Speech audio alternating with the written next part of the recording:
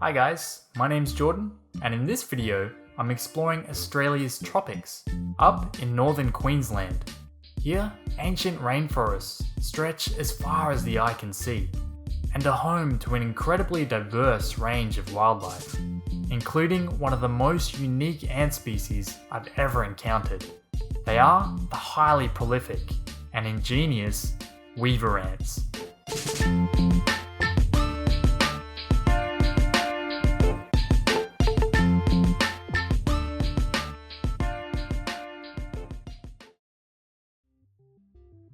Weaver ants fall under the genus Oecophylla and are found solely within tropical and subtropical climates throughout Africa, Asia, and Australia. The ones found here in Australia are often known as green ants, after their vibrant green colour. What makes weaver ants so different from most other ants is instead of burrowing down and forming their nests within the ground, weaver ants form their nests up in the trees. Their homes can usually be found towards the ends of branches, where the fresh, healthy leaves sprout. Fruit-bearing trees with broad leaves are favoured, but they'll happily work within narrow-leaved eucalyptus trees. And sometimes will even utilise needle-thin leaves, like those from this beech sheoak. Construction begins with the ants firmly grabbing hold of a leaf with their mandibles, pulling, stretching, and curling them into position. Next, the ants do something quite remarkable. They enlist the help of an unlikely ally, their own young. These small pill-shaped grubs are the ants' larvae. They're unable to travel on their own, so the ants carefully carry them over to their worksite. At this point, the ants begin to gently tap their heads using their antennae. This induces the larvae to expel strands of silk from a small gland underneath their mouths. Normally, ant larvae use their silk for metamorphosis, spinning a cocoon which helps protect them as they develop into their pupal form and eventually hatch as an adult. But in the case of weaver ants, they use their silken thread to instead weave leaves together, creating a super strong binding. Once complete, the ants now have themselves a comfy and safe, waterproof refuge, a perfect place to raise their young and allow their colony to thrive. Younger colonies might have their nests comprised of just a single leaf, curled in half and neatly stitched together. But as they expand their numbers, they gradually create additional nests. Established weaver ant colonies may occupy dozens at once, some with massive nests comprised of hundreds of leaves, all clustered purposefully together. This nest here, the size of a beach ball. Other, much smaller nests are often positioned along the perimeter of the colony's territory, acting as outposts, the first line of defense against intruders. The most common of which being foreign ant colonies, which may seek to ambush and invade their rivals. This vanguard is often occupied by the eldest ants of the colony, deemed to be the most expendable. But it's not just raiders that the weaver ants need to worry about. Here in the dense foliage of the rainforest, plants are constantly competing with one another, reaching as high as they can to soak up as much light as possible. So naturally, down on the forest floor, not much light seeps through, making ground temperatures significantly cooler. As ants are cold-blooded animals, when inhabiting cool climates, they aren't nearly as active, limiting their foraging capabilities and slowing down the growth of their future generations. This gives weaver ants a significant advantage over the forest's ground-dwelling ant species. Living up in the canopy, weaver ants can stay nice and warm in the sun's rays. Much like a crocodile basking on an open riverbank, the extra heat greatly extends the ants' active hours and increases their productivity. But the canopy is ever changing. Many trees lose the battle against neighbouring trees, which outgrow them, shrouding them in darkness. Some even become the target of parasitic plants, like this strangler fig, which slowly wraps itself around its host, restricting the tree's ability to grow, stealing their light from above, and absorbing up most of the surrounding nutrients within the soil below. So weaver ants must actively reposition themselves in order to pursue the sun's valuable heat. The most successful colonies are often found at nearby clearings in the forest, alongside rivers,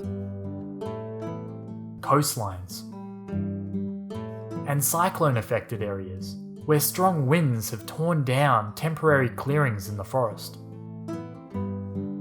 Here, along the forest perimeters, they're almost completely unhindered by shade, so the ants can take even better advantage of the sun's warmth, rapidly speeding up the development cycles of their young, helping them grow to enormous sizes.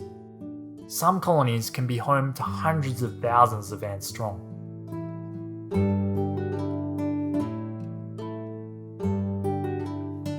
The leaves which form their homes do inevitably die and crumble into pieces, and so must be abandoned for fresh ones.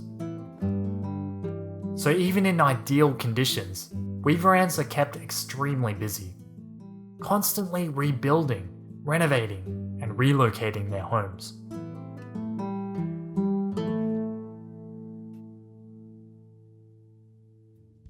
All this hard work requires plenty of energy, which weaver ants obtain from two main sources: honeydew and insects.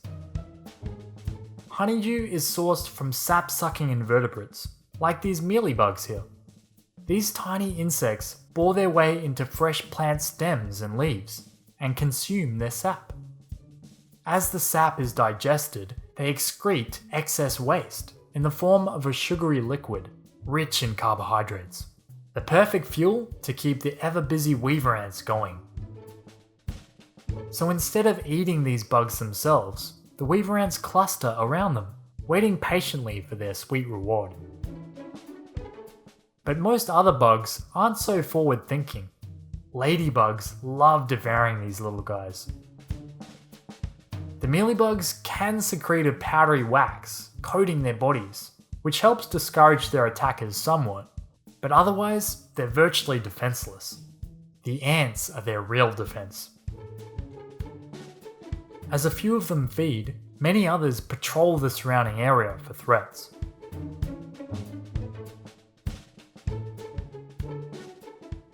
But there are some predators which can be a much trickier foe to deal with. Jumping spiders. They're often seen eyeing off their little friends.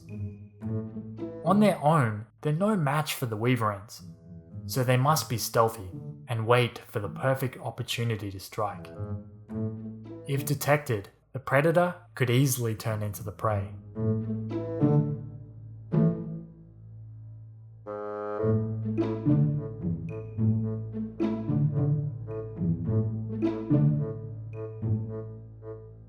Almost spotted. The spider sensibly backs off. Too risky for this meal.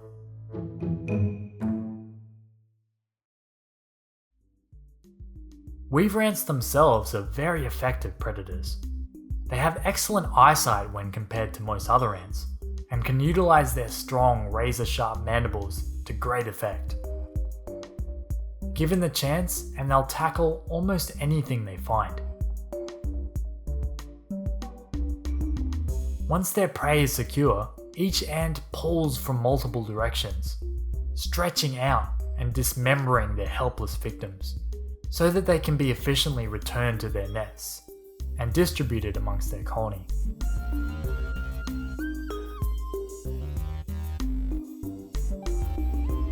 A large part of weaver ants' diet are other ants, a great source of amino acids. Here in the rainforest, ants are highly abundant and come in all manner of shapes and sizes. Many of the ground-dwelling species regularly venture up into the trees to forage for food. But this often means passing through weaver ant territory, so they must be wary. All it takes is a single ant to notice their presence and sound the alarm. Once one ant gets a good grip, all it needs to do is secure their rival down and simply wait for reinforcements to arrive. This one-on-one scuffle is likely the victim's only chance to escape.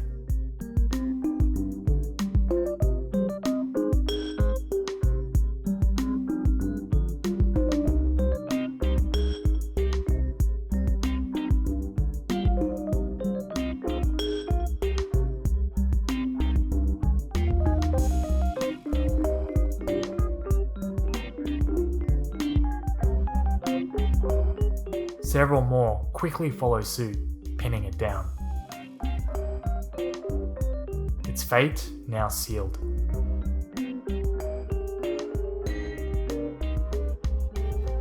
Not only are rival ants a nutritious and reliable source of food, but removing them also reduces competition at the same time.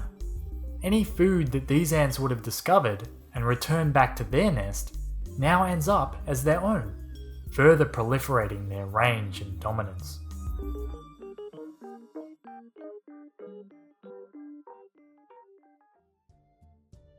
The more vast the colony's territories, the longer distances the ants must cover in order to best utilize the available resources, and to maintain their control over it. In dense forests, weaver ants can easily navigate from one tree to the next, thanks to the vast labyrinth of vines and branches interconnecting the canopy, allowing them to access and colonize multiple trees without ever needing to descend the long way down to the forest floor.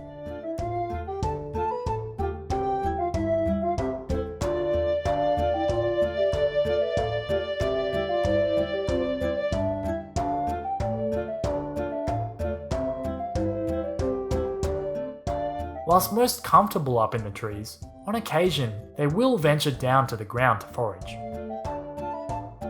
This particular colony is nested along the beach, in and amongst the salt-tolerant mangroves. Regularly they send out scouting parties during low tide, scavenging upon whatever the water has swept in.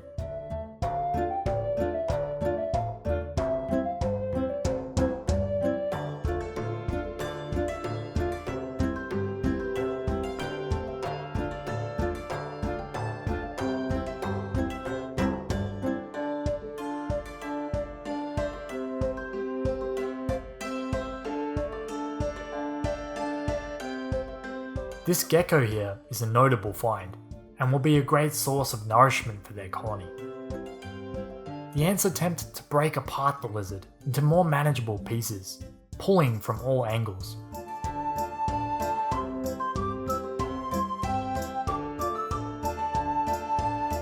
Some of the ants begin targeting the vulnerable joints, slicing into and spraying them with formic acid. This noxious liquid, expelled from the ants' abdomens, slowly burns and breaks down the flesh within. Despite the ants' determined biting and acid spraying, the gecko is proving rather difficult to pull apart. Before the tide returns, it must be either taken to higher ground, as is, or left behind. But these weaver ants are more than up to the challenge. They have tiny hooked claws on the ends of their feet, giving them incredible gripping strength, even at the steepest and most obscure of angles.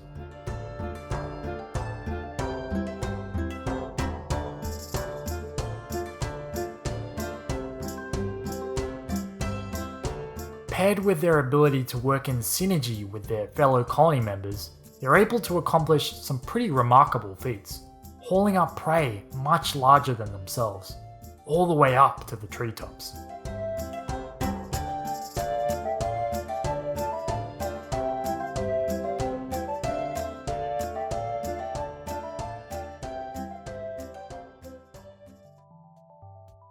Sometimes weaver ants will improvise quicker routes along the way to make their jobs a little easier. Some of which may at first not even seem possible. The path up a low-hanging branch from the ground below.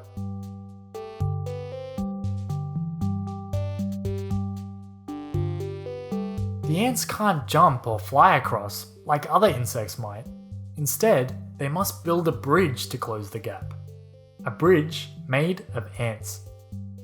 Each ant grips onto each other using their mandibles, slowly forming a chain.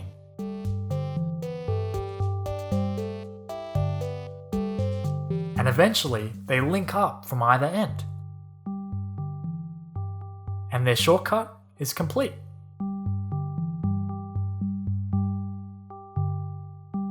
Such incredible teamwork.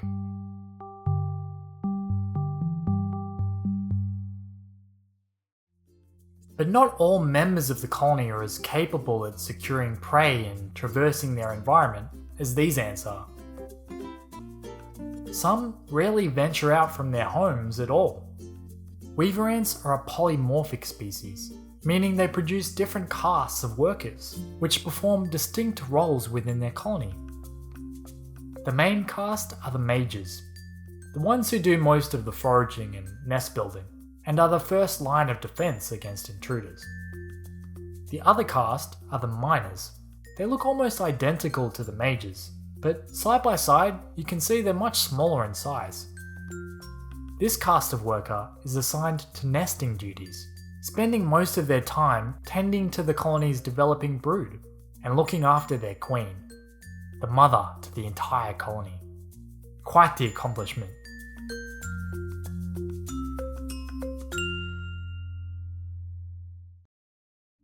So that's weaver ants.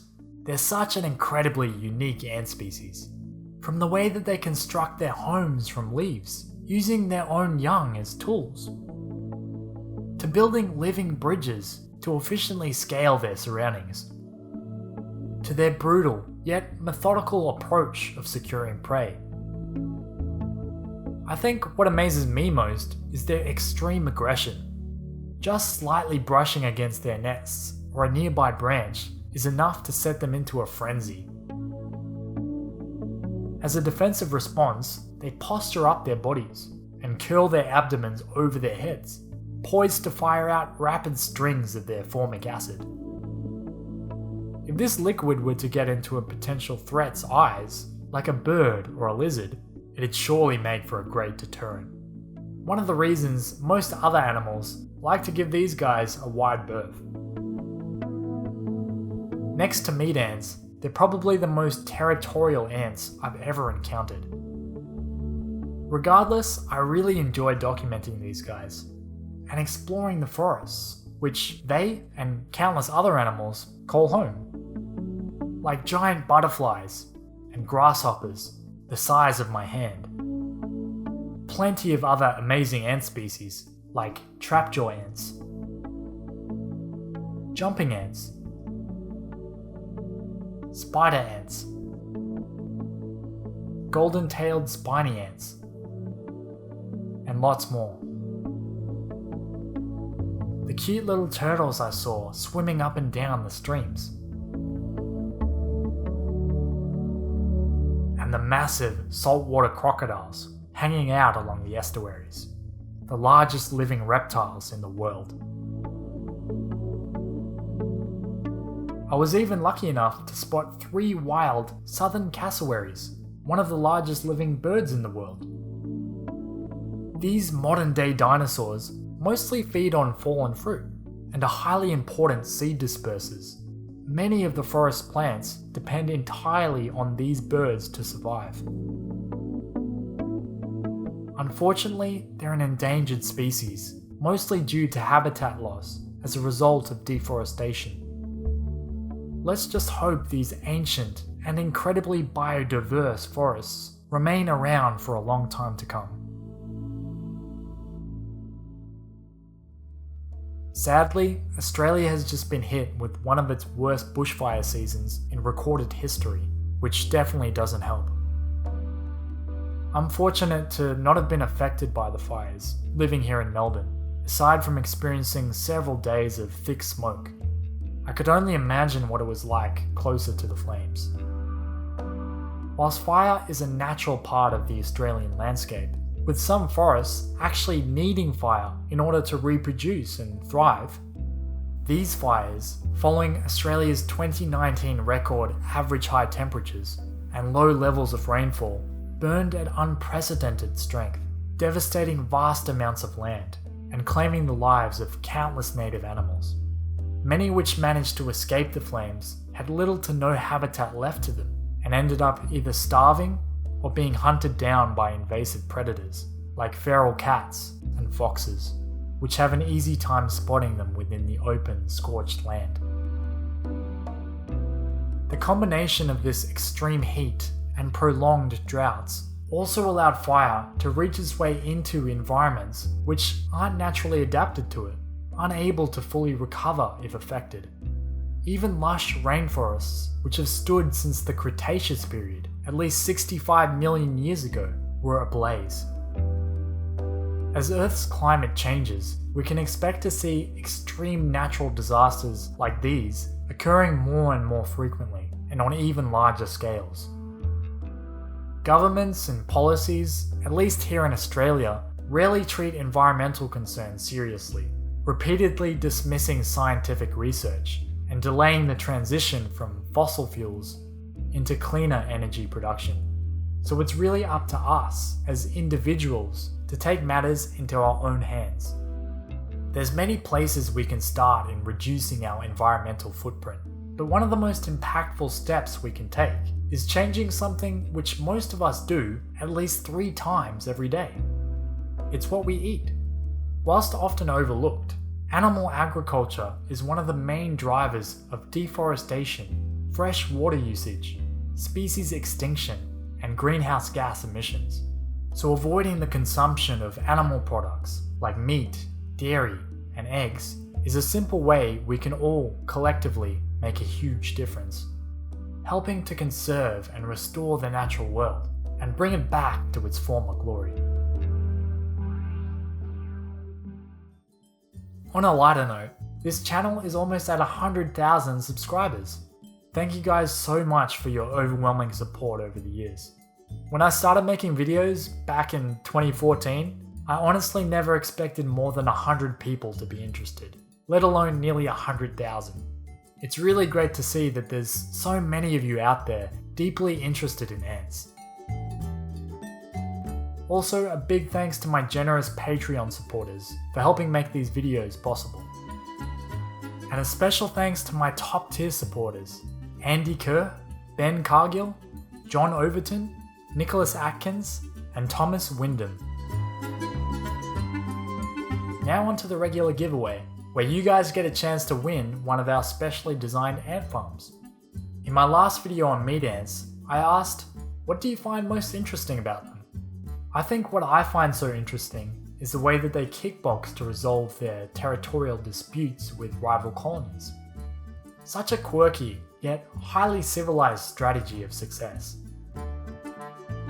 So the winner is Alex Boyd, who was most interested in how meat ants can predate Australia's invasive cane toads, making them conservationist ants of sorts, and was also fascinated with how meat ants and sugar ants are able to coincide due to their opposite foraging hours. A great display of how meat ants have their own niche in their ecosystem. Congratulations, Alex! You've just won yourself one of our acrylic starter kits. For next video's giveaway, we'll be putting one of our Waitong starter kits up for grabs, which includes one of our founding size Waitong nests, along with a bunch of accessories. To enter, simply answer the following. What do you find most interesting about weaver ants? Is it the way that they stitch leaves together? How they build living bridges? Or something else? Post your answers in the comment section below. I'll pick out a single comment and announce them as the winner in my next video. As always, thanks for watching, and I hope you enjoyed.